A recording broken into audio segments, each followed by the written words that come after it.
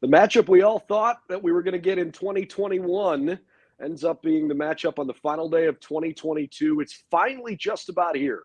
Ohio State and Georgia. Easily a game that could be a national championship caliber game. And it turns out it's the semifinal here in the 2022 college football playoff. We're ready to preview the game for you, tell you what we're watching for, what scares us, what we're excited about. We're going to cover a wide range of emotions as well as a wide range of topics. Buckeye Breakdown from Atlanta coming up next. We've got the whole crew together as we cover Ohio State with our instant analysis from Ohio State. There's something that doesn't feel right. Unbelievable effort from him today. Is E.J. Liddell going to crack the first team All Big Ten? I think he can be the guy. I'm not trying to start a quarterback controversy. He seems to have the durability. He certainly has the toughness. This is the question on a lot of people's minds here. Welcome to Buckeye Breakdown. Well, hi, everybody, and welcome to Atlanta, Georgia for the college football playoff. We are really excited to be with you here on Buckeye Breakdown. I'm Brendan Gulick along with Craig Hyson, getting ready to preview the Peach Bowl. First time the Buckeyes have ever made the trip to Atlanta, and so far so good. It's been a fun week, but gosh, if it hasn't felt like this team is ready to be done with all the other stuff that goes on with Bowl Week and ready to just stay focused on the game that's in front of them, because they were given an opportunity as the one-loss non-conference champion that got in the field this year, and they get a chance to play the number one team in the country, the Georgia Bulldogs. If you're watching this live, thanks for joining us. Appreciate that. We do all of our podcasts simulcast, so we'll have a live component to it, but also these are available after the fact. And for all the latest, you can certainly check out BuckeyesNow.com. Craig, I'd ask how you're feeling, but I think I know the answer. It's probably a combination of a lot of things. Nervous, excited, ready to play a really good football team. This month is just drug on. You know, I think the players and fan base are both tired of talking about the Michigan game, as you could tell by the defensive players' answers this week at the several media days that have happened in Atlanta. But I want to check in with you, Brendan. How is it down there? I can see if you're watching with us live here, I can see the stadium in the background there of your backdrop, so that's pretty cool. Just about there, yeah. The hotel room. What's the vibe like down there with the team? Buckeye Nation, are they out in full force? I know we're getting in 24 hours almost of the game, so you'd think they'd be arriving with all the travel issues across the country right now. So what's the vibe like down there right now? Yeah, I actually haven't seen too many fans quite yet, although admittedly, Really? We've had enough going on that I haven't really left the media hotel much, so that might not be a totally fair analysis of that. But the College Football Hall of Fame is actually just off the picture here, down to the left, and that's been kind of a buzzing hot place, right? I mean, if you're coming into town, you're coming for a game like this, you go to the College Football Hall of Fame. It's an easy attraction. It's right in the heart of the square here, and a really cool spot. They held media day there yesterday, and I know the players really enjoyed their time there. Look, it's a weird thing because this feels like we're at the University of Georgia West, right? I mean, they've played a lot of games, not just this year, but since Mercedes-Benz Stadium opened, the Georgia Bulldogs have played in this building a lot. The Buckeyes have never been down here, and yet there probably isn't a fan base that travels better than Ohio State's does. And so I think the expectation is that, the Buckeyes are going to play in front of maybe a slightly more neutral crowd, despite the fact that there's going to be a lot of things that look and feel like a road game. It's a really cool stadium. I'm going to say this off the top. I have no idea what kind of bearing it'll have on the game, but I think it's worth noting because I don't know if they'll even talk about this on the broadcast. When we were allowed at practice yesterday, as we shoot this on Friday, was at practice on Thursday, the field turf is really soft. I mean, it might be the softest turf I've ever walked on. Now, as the media, we weren't allowed between the lines, so maybe it's different literally on the field than it is the sideline. But, it was instant for me. I noticed it right away. I'm like, man, this is really soft turf. Just kind of gives in a little bit. Yeah, there's just I don't even know how else to describe it. I don't even know that it's bouncy. It's just there's a lot of absorption when you step. It's softer than Ohio State's turf, in my opinion, and I've walked on that field a lot. So I don't know if that's going to play into tomorrow's game or not. I guess we'll find out, but it's something I think at least worth noting. The good news is Mayan Williams off the top, he was battling a little stomach bug, and that seems to have faded at this point, so that's good. Or at least he's going to deal with it, because the Buckeyes need to make sure they can figure out a way to have as healthy a backfield as possible. They need it. And no one's been able to really run the ball on Georgia this year. They're very stout up front. It starts with Jalen Carter, obviously, probably non-quarterback, always an argument, but probably the best player in the country. Obviously, he's missed some time this year with injury, so his stats aren't what they would be if he played a full season, but it all starts up front with him. But having Mayan back is huge. He missed that first media day. It's like, oh, man, you feel for that kid, because every time he seems to have a little bit of momentum, something comes up injury-wise with him, or he's sick. He missed the national championship with COVID. So it's like, man, hopefully he can get in there. So glad to see him practicing yesterday and today, because we're going to need it. But I still think, and I was going to get your take on it, I still think it's going to be running back by committee with Mayan. And hopefully, in my opinion, I think we should see a little bit more Dallin Hayden as a kind of change of pace back, because we're going to need that burst of speed that he showed in the Maryland game. Yeah, and Chip trained him too. I mean, it sounded like Ryan Day basically said, look, there are instances where all three of those guys could certainly see the field. I mean, look, I don't know how much game plan that they're even willing to, broach the discussion topics on. Mm-hmm. But when I look at this game, I see two teams that are, from a talent perspective, pretty equitable. Right? We're not talking about a team that's going to win a game because they're that much more talented than the other team, as both of these teams have regularly won throughout the course of the season. I think it's going to come down to flat out execution. There's going to be a lot of one-on-one matchups at skill position spots and in the trenches. Who's going to get it done? You mentioned Jalen Carter. He is a freakazoid, and I mean that in the nicest way possible. Like, the guy is borderline unstoppable. And I know Ohio State has not seen a defensive, interior defensive player like him all year. So how can they handle that? But on the flip side, I'm of the opinion that if CJ Stroud is kept upright in this game, I think Ohio State's got a little bit of an advantage on the outside, because they've got an incredibly talented wide receiver group. And Georgia's defense this year, the numbers are all incredible.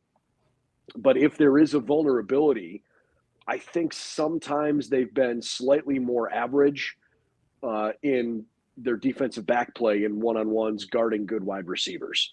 Well, that's Ohio State's strength, right? Mm-hmm. So if Stroud can get in a rhythm and find Marvin Harrison and find Emeka Egbuka, and frankly, I think Kate Stover could have a really big game.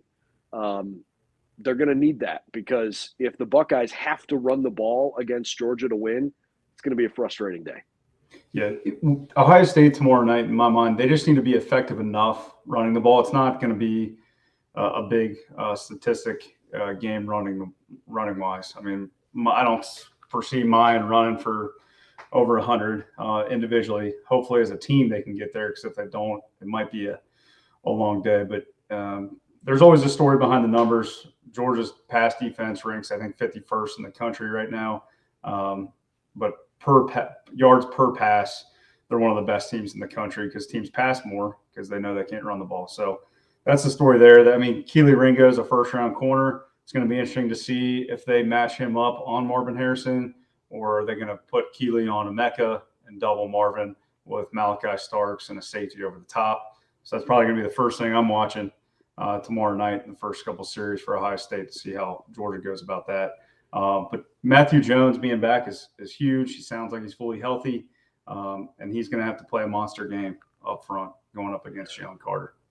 I guess I'm just trusting the fact that everything we're hearing from coaches, both in public settings and in some side conversations, is that CJ Stroud sees the game as well as any Ohio State quarterback in the last 20 years. Jim Knowles, throughout the year, has said he's better than Eli Manning was at this stage of the game when he was at Ole Miss at the same time Eli was there. Corey Dennis told Urban Meyer, who said publicly this week, C.J. Stroud sees the game better than Justin Fields and Dwayne Haskins and J.T. Barrett. You know, that there is a really high processing level for Stroud as a quarterback, and his ability to execute has been exceptional, right? There have been very few instances where he's made bad plays in critical situations. So if I'm an Ohio State fan going into this game trying to talk myself into, hey, this can happen. I know we're playing Georgia, but like this can happen. I think you've got the best quarterback on the field. And we'll talk Stetson Bennett in a moment, but I think you've got the better quarterback. You've got plenty of skill position guys. If the offensive line can keep Stroud upright and give CJ a chance to process what he sees in front of him, I don't think there's any reason why Ohio State can't win this game. But it's going to come down to, how does Georgia either put together some really exotic blitz packages, or do they even need to do that because they can generate enough pressure just with their defensive line alone? I'll be interested to see how they try to attack that first. Are they going to try to just bring a four-man rush and see what they can get and drop 7? Or is it going to be, no, we're rushing 5 or 6 from different places, you don't know where we're coming, and Ohio State's offensive line has to figure out how to be a little bit more creative? Yeah, it seems to me that the way to beat Ohio State this season is to kind of let them take what's underneath, and so they really take away what's the deep shots and over the top, and just give them the short yardage passes. And because when CJ Stroud is blitzed, he performs very well. I don't have his exact numbers in front of me, but against the blitz, he picks it apart. So it's going to be interesting to see if, like you said, if they want to manufacture some rushes or different stunts up front. But Stroud, to me, that's not the way to beat Ohio State, is by blitzing, because Stroud can pick you apart. So, but yeah, the first couple series will definitely be a telltale sign of how they plan about going about that.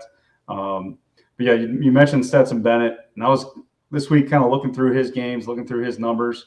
He's thrown 108 more passes this season than he did last year through this point in the season. So they're relying a little bit more on his arm, less on his legs, but he's very capable with his legs. To me, the more I watch him, kind of like a J.J. McCarthy type guy, just very effective in the way he runs. But I just don't think Stetson Bennett's getting enough credit for how he's played this season. You know, you hear all these national talking heads, hey, you can put anybody at quarterback, it's Georgia.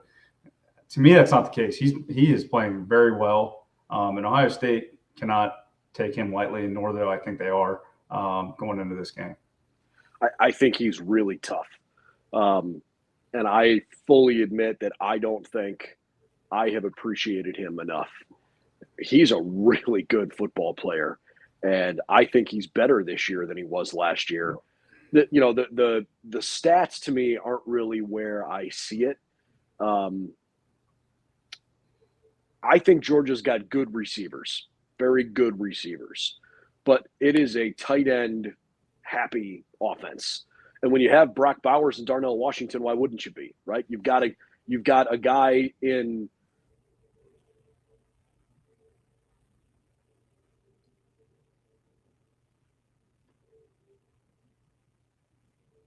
an elite player. And then you've got Washington, who's 270 pounds and can move. He was made in the lab. It's crazy. I mean, it's unbelievable how good that kid is. So, you know, I think some of Stetson's passing stats have been aided by the fact that, you know, they have an offense that's really hard to defend against with those two tight ends, and they run the ball really, really well. You know, I know Ryan Day is approaching this game from the standpoint that you got to score 40 points.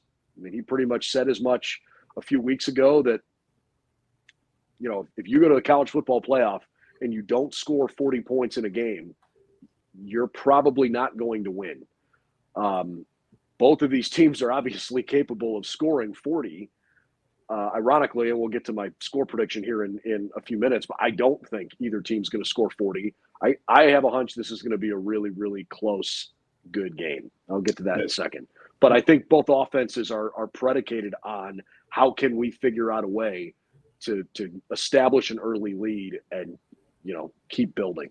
Yeah, to me, it's Ohio State's been kind of disrespected all month long. You hear everybody bringing up the Michigan game this whole month long. There's something to be said when you don't think anybody respects you. You're going to have that extra motivation. Ryan Day's talked about it all week.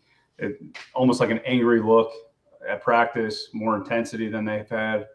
You got something to prove to mainly yourself when people don't respect you. So Stroud, his history, we can debate that in the offseason, but him having a big game and winning this game will certainly go a long way for him, because I know Buckeye Nation's very one side or the other when it comes to CJ Stroud, but we can talk about that at a later time. But it certainly helps Ohio State that they played what is considered 1B best tight end in the country, and Michael Mayer against Notre Dame. They did a heck of a job on him.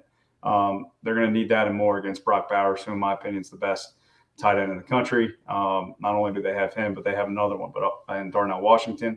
Ohio State's very good at defending the pass against tight ends and running backs, which we hit on, has been hit on this week nationally. So receiving, when they go up against good receivers, that's another story, and defending the pass against them. But Georgia, to me, they don't use Brock Bowers enough for the talent that he has. Looking at his targets and receptions, obviously he leads the team in everything, but I'm shocked that they don't go at him even more than they do because of the talent that he has. So Ohio State needs to make sure he doesn't go off. If he does, it could be a long day for the Buckeyes.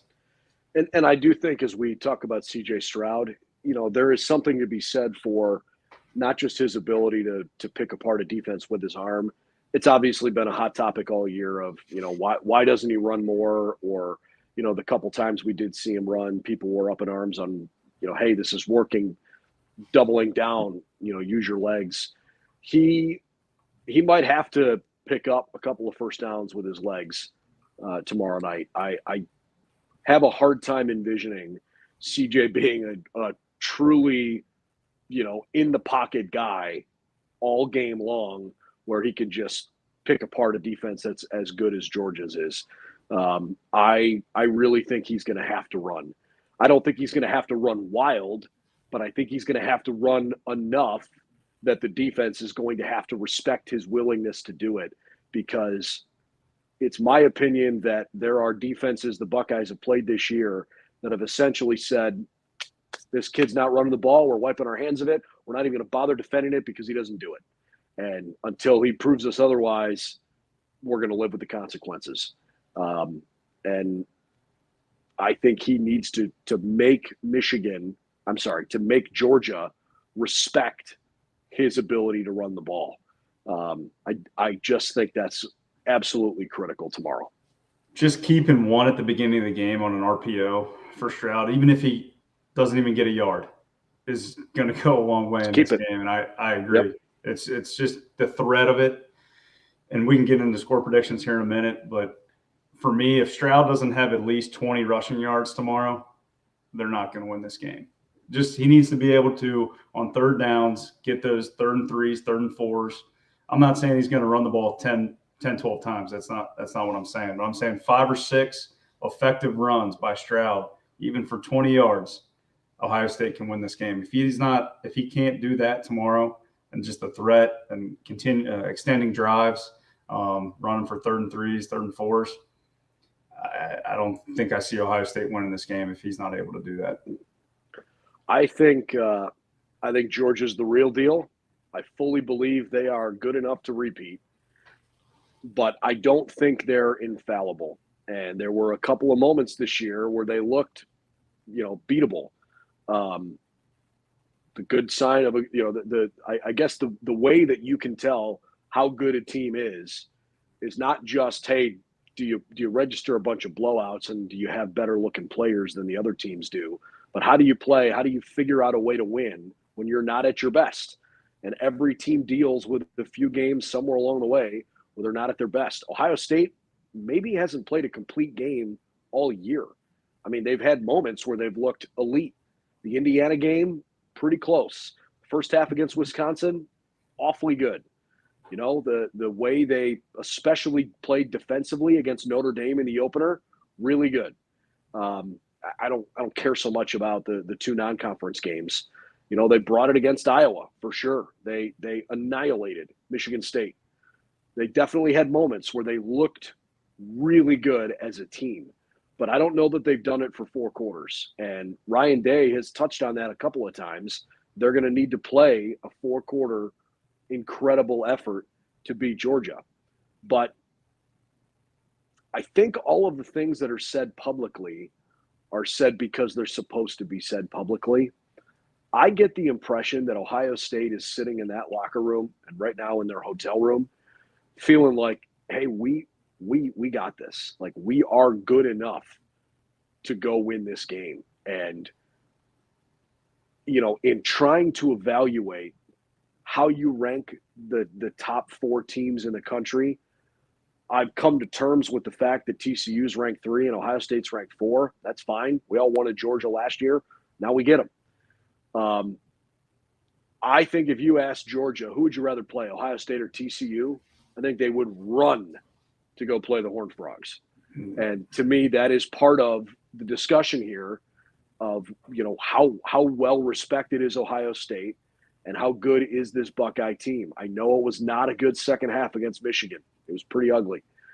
But in my heart of hearts, I really believe Ohio State can win this game. And I think the people that are just writing them off, man, not a good idea. Yeah. Georgia's faced one top 25 defense all year long in Kentucky. And I know that it was raining a little bit that game, a little bit colder than the SEC's used to. But they struggled mightily that day, only scoring 16 points. So I haven't seen a whole lot of people talking about that, and that Georgia hasn't seen a defense like Ohio State this year. They haven't seen one with the athletes they have. They haven't seen one with the speed that Ohio State has. So there's not a lot of respect nationally. I think the Michigan game second half has a lot to do with that, and they're tired of hearing about that, as all fans are, and certainly the players. But it's time tomorrow they can put that to rest if they come out with a great performance. I don't want to cut you off, but I think Ohio State's defense is substantially better than they were last year. I mean, no doubt about it. Across the board, right? But I don't know that I'm willing to say, like, rubber stamp it, that Ohio State's defense is full-blown elite. They've had some great moments. They've certainly got some really, really good individual players. I've been a little concerned about the secondary a lot throughout the year. You know, we've seen great growth from certain guys up front. JT Tuimoloau is probably, you know, a Buckeye Nation's favorite story on the defensive side. Obviously incredibly highly recruited and had the game of his life against Penn State, you know, and has continued to play really well since then. Tommy Eichenberg is a really, really good linebacker. Steele Chambers has played great. But it's the secondary that's going to get a lot of attention, because that was the vulnerability against Michigan, both in the pass game and in the run game. How are they going to fare against Georgia? Just because Georgia's wide receivers don't have gaudy statistics doesn't mean that they're not going to play well. Like, let's step back for a second here. You know, maybe we didn't respect Cornelius Johnson enough before he went berserk. So Georgia's got a lot of really talented pieces beyond just their tight ends and in the backfield. I think Ohio State's defense is good enough to beat them. But if the Buckeyes have to lean on their defense to win this game, I think they could be in trouble. Yeah, and injury-wise, it sounds like they're the healthiest they have been in quite some time. Mike Hall sounds like he's full go, so I fully anticipate seeing him on the field for more than 20 snaps. I mean, he hasn't played 20 snaps in the last 4 games. He's just a wrecker up front. You need him to have a monster game. He's probably sitting in his hotel room tonight, you know, thinking, hey, I think I'm as good as Jalen Carter. You know, no one's talking about me. And so I expect a big game out of Mike Hall. If he doesn't play more than 20 snaps tomorrow night after he said he's fully healthy, we got to ask Ryan Day, hey, what's going on there? Because when Mike Hall's on the field, there's just a different look of the defense. He's been an animal. Pressure. It's just what's going on there. So we got to keep an eye on that tomorrow. Make sure he gets at least 30 snaps in there. They're going to need him. But JTT, it's got to start with him too on the edge. Stetson Bennett can get out and run, containing him. The defense just has to step up. They got to take that taste out of their mouth in the second half of the Michigan game. And I like the way you said that, because that's kind of the vibe I got from Jim Knowles and kind of where I am feeling coming into this game. Man up and get it done. Just figure it out. You're good enough to do it. You've taken it personally now for a month that Michigan exploded against you for these long plays, most of which went for touchdowns. It's time to figure out a way, now that you've been gifted an opportunity for some retribution. And I don't mean an undeserving gift, but there was one spot that was really up for grabs, and you got it. You got a second chance. Mm-hmm. Got to go do it. And so there is an element of, hey, go make the most of your second chance, because not many people get second chances. Real quick before we do score predictions, do you think tomorrow night we see something different that we haven't seen from Jim Knowles this year? I mean, he talked about, hey, I got something saved in my toolbox. We didn't really see anything different schematically against Michigan. Do you think we see it tomorrow night? I wouldn't be surprised if he tries to throw in some element that looks different. But at this point of the game, like, you are who you are. Exactly. And you got to play to your strengths more than you're trying to play to your opponent's weaknesses. You gotta do what got you here. And Ohio State's got the talent, so go execute the scheme that they want to run. I wouldn't be surprised if Ohio State has safety help over the top a little more often than not, but I don't expect the defense to suddenly look drastically differently. I think they're going to be aggressive. I think they're going to be violent. I think they're going to try to play fast. And I think they're going to try to make Stetson Bennett as uncomfortable as possible, as quickly as possible, because if Georgia can settle in, I just think that's going to be a tough game. You don't want to let a team that is that good get comfortable in a game where they feel like they're supposed to win. So I expect the defense to look, in a lot of ways, like the Silver Bullet defense we've seen a lot throughout the year. But I do think it would be wise to have a little safety help at the top of the defense, in some situations. Yeah. All right, score prediction time. I'm going to let you go first. I've already published mine on the website, so I won't vary from it, but I'll let you jump in first. I was going to ask you if you changed your mind. I've been going back and forth all week, thinking, how can Ohio State win this game? What does it look like if they do? I think they get it done. There's something to be said in the underdog role. Historically, Ohio State has come out on top when they're an underdog.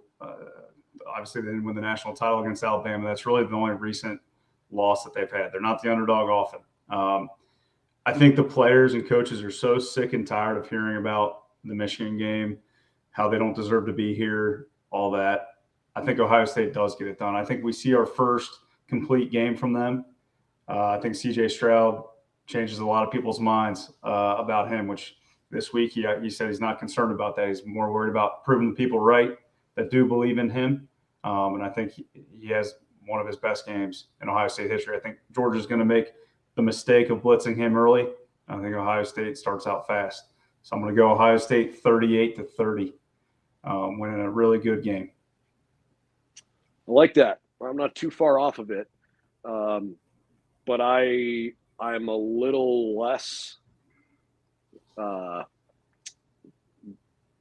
I'm a little less impactful, I guess, in the way that I think you described what you're expecting.